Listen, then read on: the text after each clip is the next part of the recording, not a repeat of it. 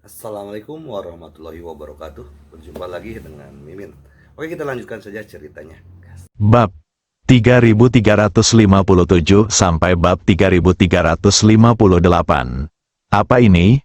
Mengapa mereka selalu menyerang kita? Zhou Qiong bertanya dengan cemas. Ye Chong berkata, aku juga tidak tahu. Tapi ada banyak kabut hitam yang mengambang di formasi ini. Mari berhati-hati. Tangannya, yang memegang tangan Zhou Qiong, tidak melepaskannya. Dengan cara ini, saat kabut hitam menerpa, Ye Chong dapat segera membawa Zhou Qiong untuk menghindarinya. Dan Zhou Qiong merasakan tangan besar Ye Chong yang panas meraih tangan kecilnya, dan jantungnya berdebar kencang. Untungnya, sekarang sudah cukup gelap, kalau tidak, dia akan bisa melihat wajah merahnya.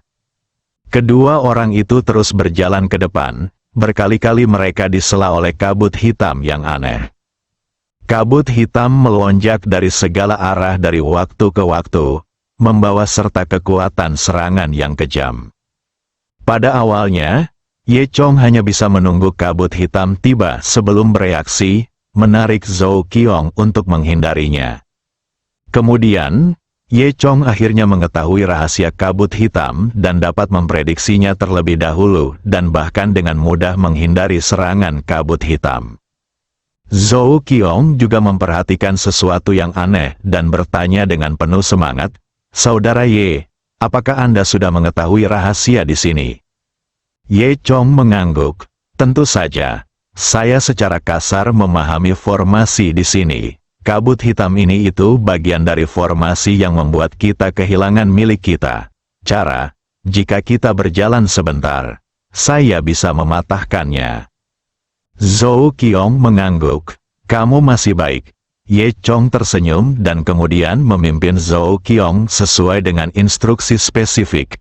Jalan itu bergerak maju, dengan terampil menghindari serangan dari kabut hitam satu demi satu.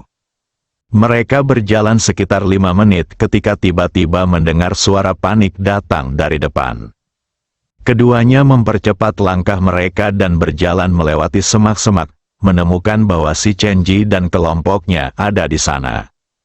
Mereka terlihat sangat malu, jelas sedang diserang kabut hitam. Apalagi ada 2 orang yang tampak terluka dan duduk di tanah dengan wajah pucat. Selain itu, ada 2 orang yang berkurang, mungkin tewas. Semua orang bersembunyi di balik pepohonan dengan sangat malu, seolah-olah mereka khawatir dengan kabut hitam yang akan menyerang dari waktu ke waktu.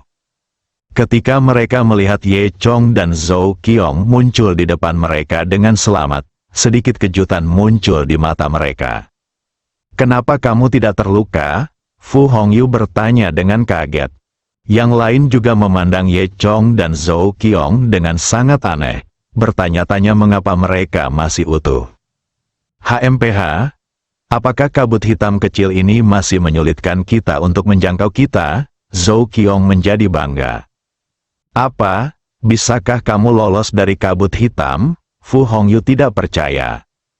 Tentu saja, kata Zhou Qiong. Chen Jie mendengus dingin dan tidak bisa menahan diri untuk tidak mengejek. Kamu pikir kamu ini siapa? Bagaimana mungkin, hanya kalian berdua yang bisa lolos dari serangan kabut hitam? Ye Chong melirik Chen Jie dengan tenang dan menjawab, percaya atau tidak, aku tidak perlu menjelaskannya padamu. Kamu hanya berpura-pura bodoh, Fu Hongyu berkata dari samping, dengan nada sarkasme yang jelas. Menurutku kamu hanya beruntung. Mungkin kamu di sini, tidak ada kabut hitam di sana. Jadi apa yang kamu pura-pura lakukan?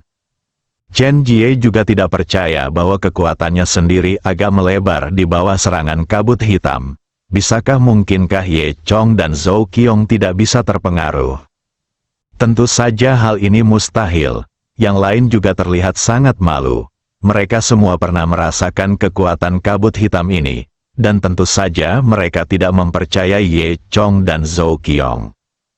Namun, Wang sangat mempercayainya, karena dia tahu identitas asli Ye Chong. Dia tidak ragu-ragu di dalam hatinya, tetapi menghela nafas, seperti yang diharapkan dari Kaisar Pedang, kekuatannya memang tak terbayangkan. Zhou Qiong menjawab dengan dingin. Saya berkata, kita dapat menghindari kabut hitam. Adapun apakah itu hanya nasib buruk, Anda tidak perlu khawatir tentang hal itu. Mari kita bicara dengan faktanya. Dari kelihatannya, Anda sepertinya telah diserang oleh kabut hitam.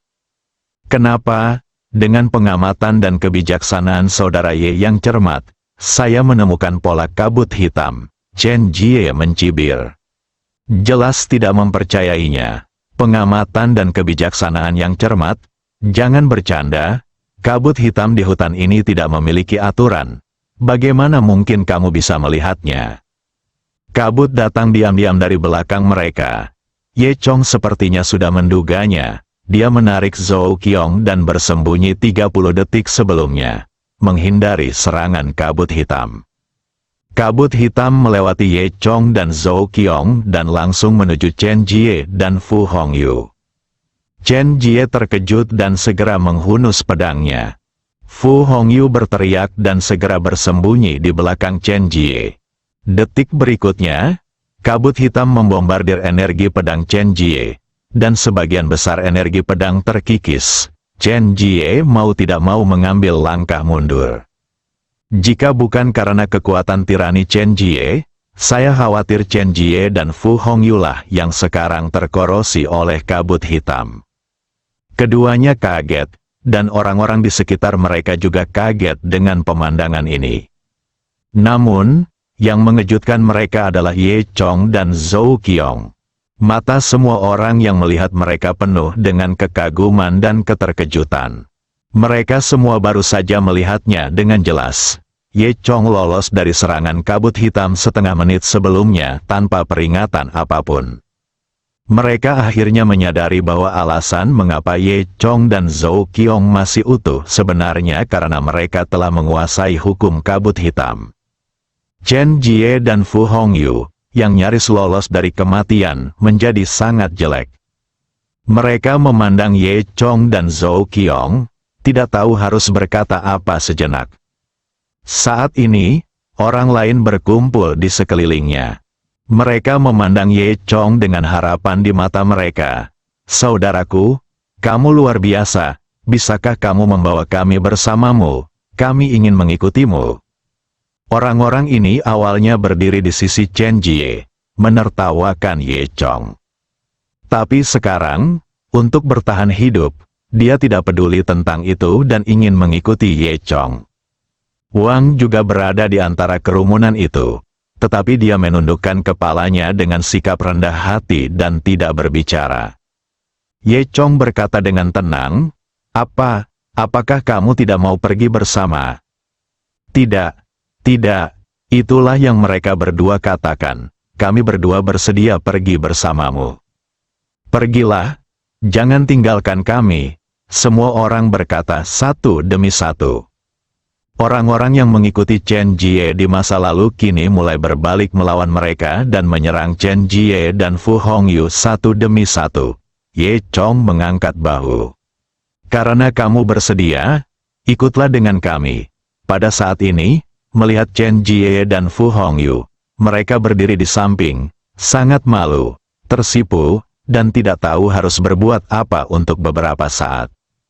Fu Hongyu tahu bahwa dia sedikit cemas. Dia menatap Ye Chong dan kemudian pada Chen Jie. Saya khawatir dia menyesal saat ini. Akhirnya, Fu Hongyu berkompromi, bagaimana kalau kita pergi bersama mereka? Chen Jie sedang menahan amarahnya saat ini. Kapan dia, keturunan dari Raja Wu Sekte yang perkasa, harus begitu rendah hati? Namun, jika dia tidak mengikuti Ye Chong pergi, aku khawatir dia akan sangat menderita. Kabut hitam berada di urutan kedua. Apakah Anda bisa keluar adalah sebuah pertanyaan. Pada saat itu, jika Anda benar-benar tidak bisa keluar, tidak peduli seberapa mampu Anda akan mati di sini. Memikirkan hal ini, Chen Jie memutuskan untuk menyerah dan mengikuti Ye Chong pergi. Namun, tanpa diduga, Ye Chong tidak akan membiarkan Chen Jie pergi begitu saja. Dengan suara Cangcelang, dia mencabut pedang Zhou Qiong dan berkata dengan suara dingin, "Kamu bisa mengikutiku jika kamu mau. Ambil air dan bersihkan pedang ini." "Apa?" Chen Jie berkata dengan marah. "Kamu ingin aku menyikat pedangmu?" "Ya, sikatlah dengan bersih." Mendengar ini, Chen Jie mengertakkan gigi dengan kebencian. Tidak ada yang berani berbicara dengannya seperti ini. Tidak ada orang di sekitarnya yang mengatakan apapun.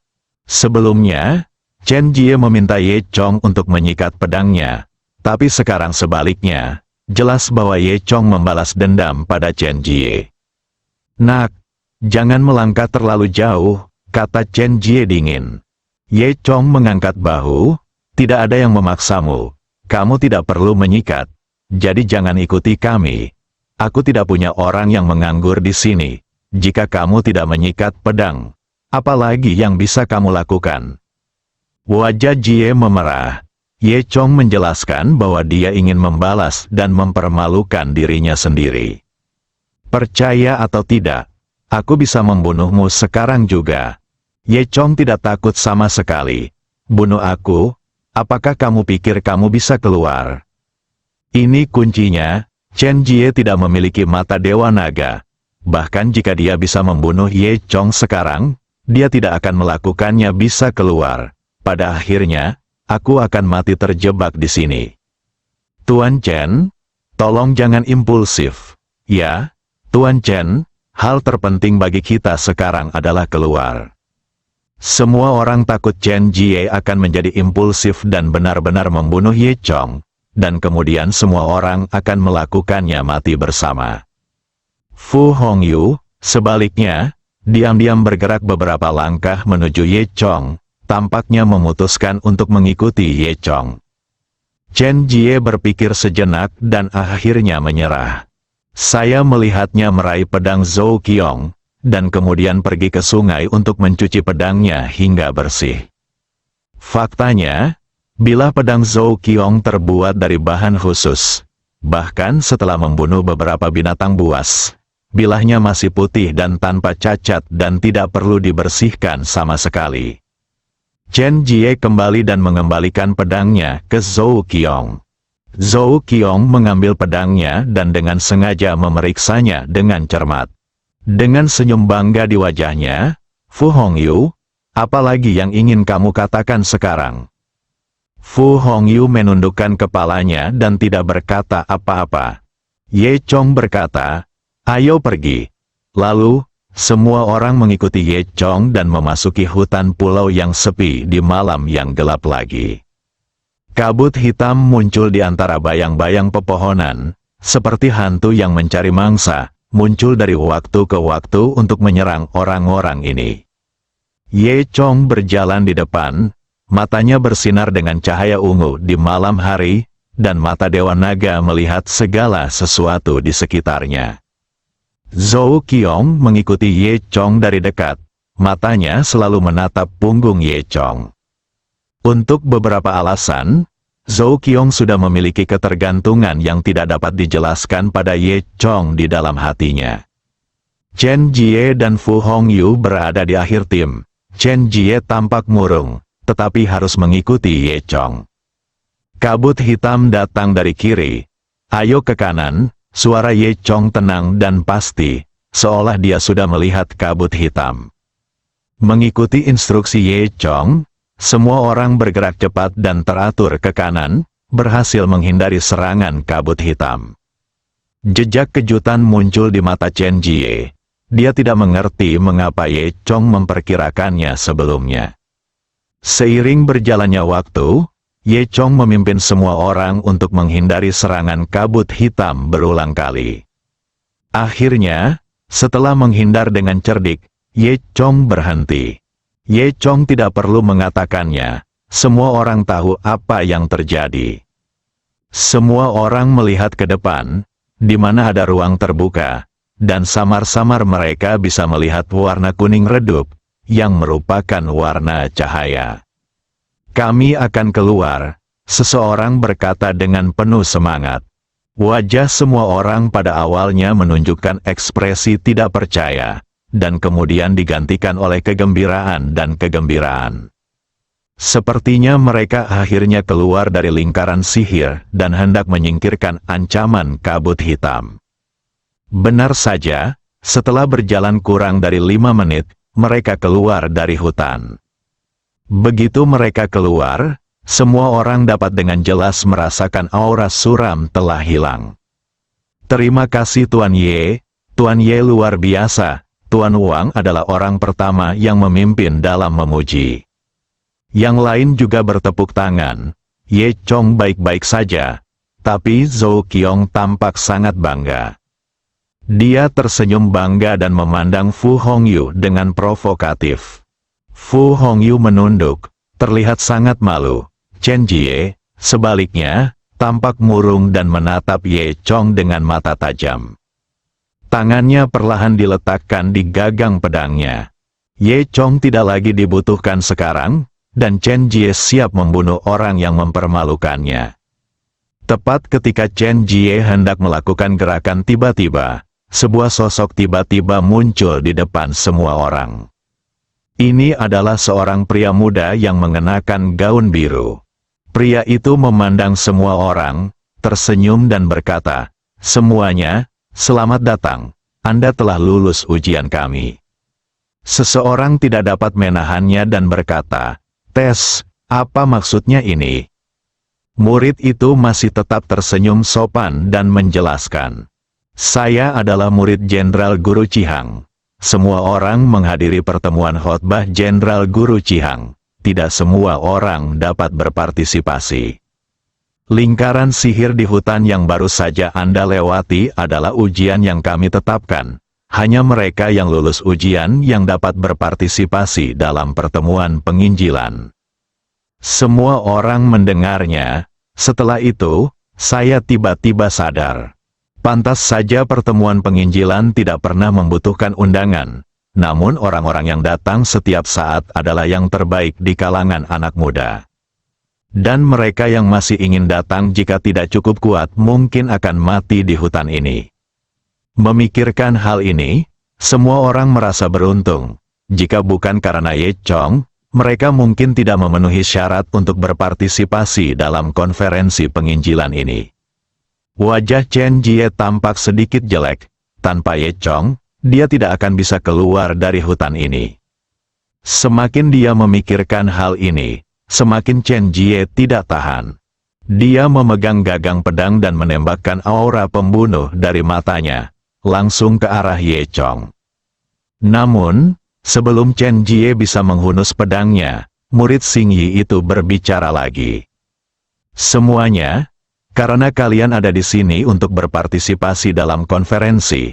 Selama konferensi penginjilan, kami berharap semua orang dapat mematuhi peraturan, menjaga ketertiban, dan tidak membiarkan siapapun menimbulkan masalah atau perkelahian yang mengganggu keharmonisan konferensi." Dia berkata sambil menonton, "Jelas sekali, ini adalah peringatan bagi Chen Jie." Kemudian, murid Xing Yi menambahkan, "Tidak peduli dendam apapun yang Anda miliki, selama Anda di sini, sebaiknya Anda mengendalikan diri. Jika tidak, jangan salahkan saya karena tidak mengingatkan Anda." Terlihat agak jelek, dan dia menundukkan kepalanya. Tapi dia sudah melepaskan tangannya.